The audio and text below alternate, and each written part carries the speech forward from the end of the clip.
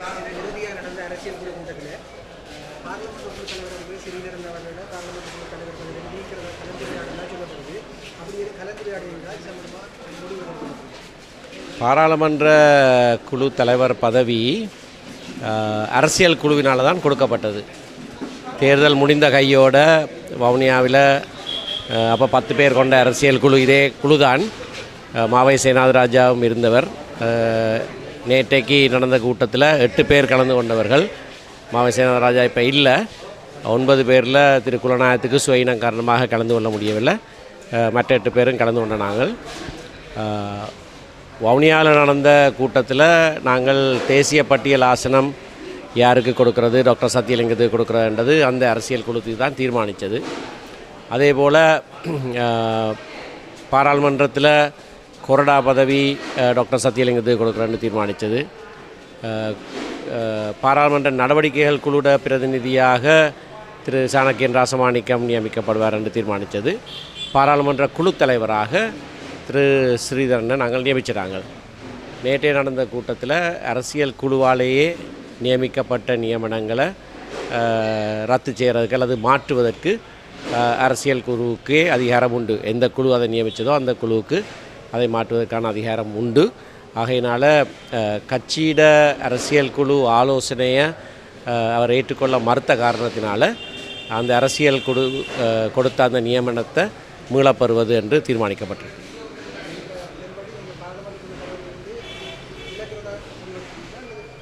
அதான் அதை மீளப்பெறுவது நாங்கள் மாற்றுவோம். அவருடைய பாராளுமன்ற குழு தலைவராக அரசியல் குழு ஏகமனதாக அவரில் நம்பிக்கை வைத்து அவருக்கு அந்த பதவியை கொடுத்திருந்தது. பாராளுமன்ற குழு இப்போ 2 தடவைகள் ஏகமனதாக அவர் அரசியலமைப்பு பேரவையில் இருந்து ராஜினாமா செய்ய வேண்டும் என்று ஆலோசனை கொடுத்திருக்கிறது. நேற்றைக்கு 4 மணித்தியாலம் கிட்டத்தட்ட அனைவரும் அதே கருத்தை தான் நாங்கள் அவரிடத்தில் வலியுறுத்தியிருந்தோம். நாங்கள் ஆகவே நாங்கள் எந்த கட்சியுடைய எந்த குழு, எந்த உயர்குழு அவருக்கு அந்த பதவியை வழங்கினதோ அந்த உயர்குழுவோட ஆலோசனையையும் வற்புறுத்தலையும் அவர் செவிமடுக்கவில்லை என்றால் அந்த பதவி அவரிடத்திலிருந்து எடுக்கப்படும் என்று தீர்மானிச்சிருக்கோம்.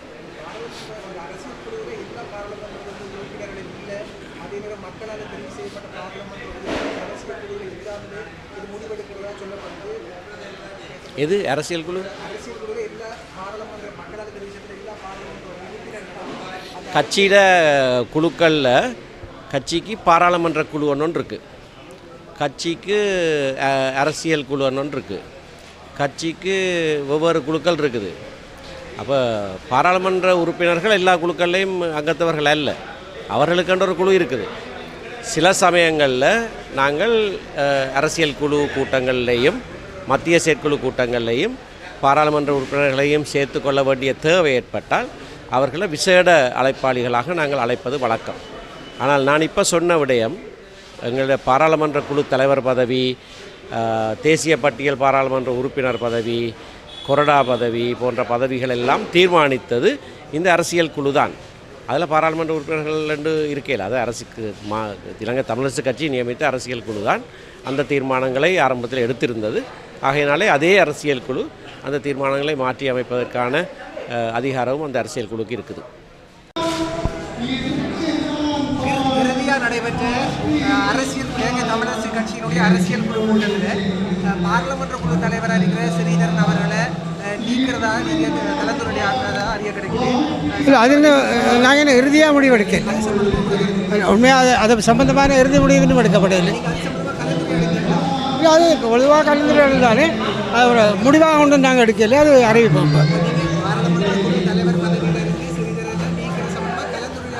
இல்லை அப்படி கதை அது எல்லா விஷயமும் கலந்துரையாடுறது அதுதான் இல்லை.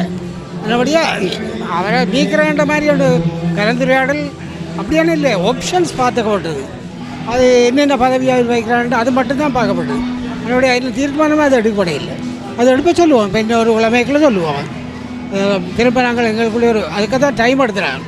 அவரும் சொல்லி கிடக்க நாங்கள் காய்ச்சி எடுப்போம், அறிவிப்போம்.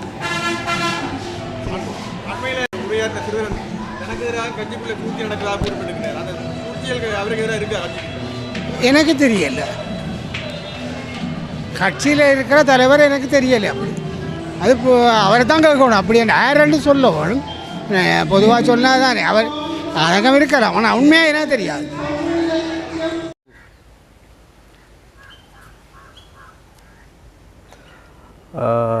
எங்களுடைய அரசாங்கம் என்பது நாங்கள் எங்களுடைய கொள்கை பிரகடனத்தில் குறிப்பிட்டவாறு இது மக்களுக்கான அரசாங்கம், மக்களுடைய நலன்களையே முதன்மையாக கொண்டிருக்கின்ற அரசாங்கம். அதிலும் விசேடமாக கடந்த 76 ஆண்டுகளாக இந்த நாட்டை பீடிக்கப்பட்டிருந்த இனவாத மதவாதத்துக்கு எதிரான அரசாங்கம், இன ஐக்கியத்தை மக்களிடையே தேசிய ஒற்றுமையை அதே போன்று மத நல்லிணக்கத்தை கட்டியெழுப்புகின்ற அரசாங்கம்.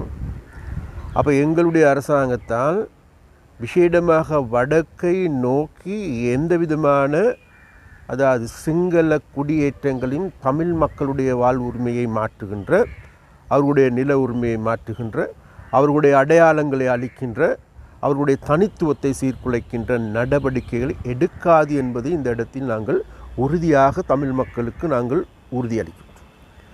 அதே போன்று எங்களுக்கு எல்லோருக்குமே தெரியும், இப்பொழுது எல்லோருடையும் கூடுதலாக பூதகரமான பிரச்சனையாக காட்டுவதற்கு முனைகின்ற பிரச்சனை தான் வேறு எதுவுமல்ல, இந்த கிவுல்ஓயா திட்டம். அப்போ இந்த கிவுல்ஓயா திட்டம் என்பது இன்று நேற்று கொண்டு வரப்பட்ட ஒன்றல்ல. 1956ஆம் ஆண்டு, 1972ஆம் ஆண்டு, பிறகு 77ஆம் ஆண்டு, பிறகு சந்திரிகாவுடைய அரசாங்கத்தின் கீழ், பிறகு அதன் பிறகு ரணில் விக்ரமசிங்காவுடைய அரசாங்கத்தின் கீழ், ராஜபக்சாக்கள், கோட்டாபயாக்கள், கடந்த காலங்கள் மைத்ரிசிறி ரணில் அரசாங்கத்தின் கீழும் கூட இது கொண்டு வரப்பட்டு நடைமுறைப்படுத்துவதற்கு ஏதுவான சூழல்கள் ஏற்படுத்தப்பட்டது. அன்றைய காலகட்டங்களில் இது ஒட்டுமொத்தமாக எங்களுக்கு எல்லோருக்குமே தெரியும், அதாவது சிங்கள குடியேற்றங்களை முதன்மையாக கொண்டே இந்த திட்டம் வகுக்கப்பட்டது. அது மாத்திரமல்ல, கடந்த காலங்கள் வன்னி பிரதேசத்தில் விசேடமாக வவுனியா மாவட்டத்தின் கூட அவ்வாறான கிராமங்கள் உருவாகி இருக்கின்றன. அது எந்த விதமான மாற்றமும் கிடையாது. ஆனால் நாங்கள் இந்த திட்டத்தை கொண்டு வருவது வேறு எதற்காகவும் இல்லை.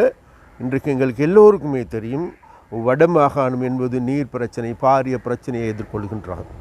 அதே போன்று வடமாகாணத்தில் இருக்கின்ற விவசாயிகள் பாரிய நீர் பிரச்சனையை எதிர்கொள்கின்றார்கள். அது மாத்திரமல்ல, வன்னி என்பது எங்களுக்கு வளமான பிரதேசம். இப்போ வந்தாரை வாழ வைக்கின்ற வளமான நிலம். அப்போ அந்த நிலத்துக்கும் தேவையான நீர் தேவையாக இருக்கின்றது.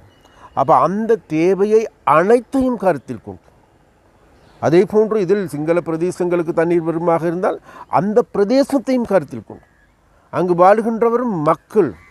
அப்போ அந்த மக்களுடைய வாழ்வாதாரத்தை முன்னேற்ற வேண்டிய கடப்பாடு பொறுப்பு வேறு யாருக்குமல்ல, எங்களுடைய அரசாங்கத்துக்கு தான் இருக்குது. அப்போ அந்த வகையில் அவர்களுடைய வாழ்க்கையை முன்னேற்றுவதற்கும், அதே போன்று அதன் ஊடாக எங்களுடைய முல்லைத்தீவு மாவட்டத்திற்கான உதவிகளை பெற்றுக்கொள்வதற்கு ஏதுவான நடவடிக்கைகளை எடுப்பதற்காகவே இந்த கிவுல்ஓயா திட்டம். ஆனால் இந்த திட்டத்தை இன்றைக்கு இதோ சிங்கள குடியேற்றம் வந்துவிட்டது, தமிழ் மக்களுடைய இருப்பு கேள்விக்குறியாகிவிட்டது, தமிழ் மக்களுடைய கடைசி சந்தர்ப்பம் இல்லாது போய்விட்டது என்ற கூற்றுக்களை எங்களுடைய அரசியல்வாதிகள் கூறுவதை காணக்கூடியதாக இருக்குது. அப்போ இதே அரசியல்வாதிகள் தான் மறந்து விடாதீர்கள் தமிழ் மக்களே. கடந்த ஜனாதிபதி தேர்தலின் போது என்ன சொன்னார்கள்? தேசிய மக்கள் சக்தி அல்லது அனுரனுடைய அரசாங்கம் வருமாக இருந்தால் இந்த நாட்டில் இனவாதம் வரும், நிலங்கள் அபகரிக்கப்படும், அது மாத்திரமல்ல செக் பாயிண்ட்கள் அதிகரிக்கப்படும், வெள்ளை வேன் அதிகரிக்கப்படும், இளைஞர்கள் கடத்தப்படுவது தவிர்க்க முடியாது, இவ்வாறான கூற்று. மறுபுறத்தில் அங்கு மத வழிபாடுகளை நடமாட முடியாது, மத வழிபாட்டு தலங்களுக்கு செல்ல முடியாது, மதங்களை சுதந்திரமாக வழிபட முடியாது என்று குறிப்பிட்டார். அது மாத்திரமல்ல, இன்றைக்கு இவர்களால் முன்னெடுக்கப்படுகின்ற கடந்த காலத்தில் இருந்த அரசாங்கங்கள் போன்றுதான் என்று கூறினார். ஆனால் கடந்த ஒரு வருடத்தில் நாங்கள் நிரூபித்து காட்டியிருக்கின்றோம், நாங்கள் நேர்மையானவர்கள், மக்களை நேசிக்கின்றவர்கள், மக்களுக்காக செயல்படுகின்றவர்கள் என்று நாங்கள் கோடிட்டு காட்டியிருக்கின்றோம். ஆனால் இன்றைக்கு அதாவது இன்றைக்கு துட்டையும் காணும் துணியும் காணும் என்று தேடிக்கொண்டிருக்கின்ற, காணாமல் போன துணியை தேடிக்கொண்டிருக்கின்ற அரசியல்வாதிகள், ஒரு சில கொழும்பு அரசியல்வாதிகள், ஒரு சில மேட்டுக்குடி அரசியல்வாதிகள், தாங்களுக்கு மாத்திரமே இது சொந்தம், இந்த கட்சி தாங்களுடைய பாட்டன் நப்பனுக்கு மாத்திரமே சொந்தம் என நினைத்து கொண்டு மற்றவர்களை கூட ஏறெடுத்து பார்க்காது, தாங்கள் கட்சியில் இருக்கின்றவர்களையும் கூட ஏறெடுத்து பார்க்காத நபர்கள் இன்றைக்கு கூறுகின்றார்கள் தமிழ் மக்களுக்கு ஆபத்து வரப்போகின்றது. நாங்கள் ஒரு உண்மையை சொல்கின்றோம், இதே செயற்பாடுகளைத்தான் இவர்கள் கடந்த உள்ளூராட்சி சபையின் போது குறிப்பிட்டார். உள்ளூராட்சி சபையில் கூட நாங்கள் அதாவது விசேடமாக எங்களுடைய காணி நிர்ணய சட்டமூலத்தின் மூலமாக எங்களுடைய காணியை நிர்ணயம் செய்து கொள்வதற்கு, வடக்கில் இருக்கின்ற காணிகளை இனம் கண்டு கொள்வதற்கு, அதை அளவிடுவதற்கு ஏதுவான நடவடிக்கை எடுக்கப்பட்ட போது இதோ தமிழ் மக்களுக்கு எதிரான சட்டமூலம் வந்துவிட்டது, இங்கே இருக்கின்ற காணிகள் அபகரிக்கப் போகின்றார்கள் என்று குறிப்பிட்டார்கள். அது மாத்திரமல்ல, இன்றைக்கு எங்களுக்கு எல்லோருக்குமே தெரியும், இன்றைக்கு இவர்களுக்கு தமிழ் மக்கள் மத்தியில் இன்றைக்கு இடம் கிடையாது. தமிழ் மக்களால் இன்றைக்கு ஓரம் கட்டப்பட்டு இருக்கின்றார்கள். அதற்கு அதே போன்று இன்றைக்கு நாளுக்கு நாள் இன்றைக்கு தேசிய மக்கள் சக்தி தமிழ் மக்கள் மத்தியில் கூடுதலான இடத்தை பிடித்து கொண்டு வருகின்றது. அவர்களை அன்பையும் அரவணைப்பையும் பெற்று வருகின்றது. அதை பொறுத்து கொள்ள முடியாத, சகித்து கொள்ள முடியாதவர்கள் ஏதாவது ஒரு சிறிய துரும்பு கிடைக்குமா, அந்த துரும்பை பயன்படுத்தி இங்கு ஏதாவது இனவாதத்தை தூண்ட முடியுமா, அந்த இனவாதத்தை தூண்டுவதன் மூலமாக தெற்கில் இதை பற்ற வைக்க முடியுமா, அதே போன்று எரிந்து நாசமாகின்ற பொழுது அதில் குளிர்காய்கின்ற அரசியலை வடக்கிலும் தோல்வி கண்ட தெற்கிலும் தோல்வி கண்ட அரசியல்வாதிகள் இன்றைக்கு தாங்களுடைய ஆயுதமாக எடுத்திருக்கிறார். அதனால் தமிழ் மக்களுக்கு நாங்கள் ஒரு உறுதியை தருகின்றோம். நாங்கள் அன்றும் சரி இன்றும் சரி, நாங்கள் தமிழ் மக்களுக்கு எதிரானவர்கள் அல்ல, தமிழ் மக்களுடைய உரிமைகளுக்கு எதிரானவர்கள் அல்ல, தமிழ்களுடைய நில உரிமைக்கு எதிரானவர்கள் அல்ல. எங்களுடைய ஜனாதிபதியின் வார்த்தையால் கூறுவதென்றால், தமிழ் மக்களுடைய பிரதேசங்களை தமிழ் மக்களுடைய அபிமானம், தமிழ் மக்களுடைய மரபுரிமைகள் அடங்கிய பிரதேசமாக மாற்ற வேண்டும் என்பதே எங்களுடைய தேவை. அதன் காரணமாக இன்றைக்கு கூடுதலான நிதி ஒதுக்கீடு, இன்றைக்கு சர்வதேச கிரிக்கெட் மைதானம் வருகின்ற போது, இண்டோர் ஸ்டேடியம் சர்வதேச ரீதியான உள்ளக அரங்கு வருகின்ற போது, இங்கிருக்கின்ற வீதிகள் அனைத்தும் புனரமைக்கப்படுகின்ற போது, குறிக்கட்டுவான் இறங்குத்துறை நவீனமயமாகுகின்ற போது, அதே போன்று முல்லைத்தீவில் இருக்கின்ற வட்டுவாகல் பாலம் புதுப்பிக்கப்படுகின்ற போது, அங்கிருக்கின்ற வீதிகள் அனைத்தும் புனரமைக்கப்படுகின்ற போது, அங்கிருக்கின்ற விவசாய நிலங்கள் அனைத்தும் மீண்டும் விவசாயம் செய்து கொள்வதற்கு ஏதுவான நடவடிக்கை எடுக்கப்படுகின்ற பொழுது, கடந்த தித்மா புயலின் பொழுது பாதிக்கப்பட்ட அனைத்து குளங்களுக்கும், விசேடமாக இருநமடு குளத்துக்கும் அது 1 கோடி ரூபாய் நேற்று நாங்கள் நட்டையீடாக அந்த மக்களுக்கு நாங்கள் பெற்றுக் கொடுத்திருக்கோம். அதாவது மீண்டும் இவர்களுடைய வாழ்க்கை கட்டியெழுப்புவது. அங்கே இருக்கின்ற விசேடமாக கிளிநொச்சி மாவட்டம், முல்லைத்தீவு மாவட்டத்தில் இருக்கின்ற அனைத்து குளங்களுக்கும், பாதிக்கப்பட்டு இருக்கின்ற குளங்களுக்கும் நாங்கள் நட்டையீடுகளை பெற்றுக் கொடுத்து அவர்களுடைய வாழ்க்கையை, அதாவது புதிய உற்பத்திகளை செய்வதற்கு ஏதுவான நடவடிக்கைகள் எடுத்திருக்கின்றோம். அவ்வாறான நடவடிக்கை எடுக்கப்படுகின்ற பொழுது தெரிகின்றது, மக்களுக்கு தெரிகின்றது, புரிகின்றது, விவசாயிகளுக்கு தெரியும், புரியும். அதாவது இன்றைக்கு தாங்களுடைய பிரச்சனையாக எடுத்துக்கொண்டு பேசுகின்ற, நடவடிக்கை எடுக்கின்ற அரசாங்கம் என்பது இன்றைக்கு அவர்களுக்கு தெரியும். அதனால் இன்றைக்கு மக்களுடைய ஆதரவு மேலும் மேலும் அதிகரிப்பதன் காரணமாக இன்றைக்கு தடிமாறி தத்தளித்து கொண்டிருக்கின்ற இந்த தமிழ் அரசியல்வாதிகள் எங்கள் மீது சேறு பூசுகின்ற, தமிழ் மக்கள் மீது அவநம்பிக்கை ஏற்படுத்துகின்ற, மீண்டும் அந்த இனவாத சாக்கடையில் தமிழ் மக்களை தள்ளுகின்ற பாவித்தனமான நடவடிக்கையை இவர்கள் எடுத்து வருகின்றார்கள். தமிழ் மக்களை ஏமாற வேண்டாம் என்று நாங்கள் அன்பாக கேட்டுக்கொள்கிறோம். இலங்கை தமிழரசு கட்சியின் தலைவர் CVK சிவஞானம் மற்றும் பொதுச் செயலாளர் எம்ஏ சுமந்திரன் ஆகியோர் ஊடகங்களுக்கு கருத்து தெரிவித்தனர். இதேவேளை யாழ்ப்பாணத்தில் இன்றைய தினம் கடற்றொழில் அமைச்சர் ராமலிங்கம் சந்திரசேகர் ஊடகங்களுக்கு கருத்து தெரிவித்தார்.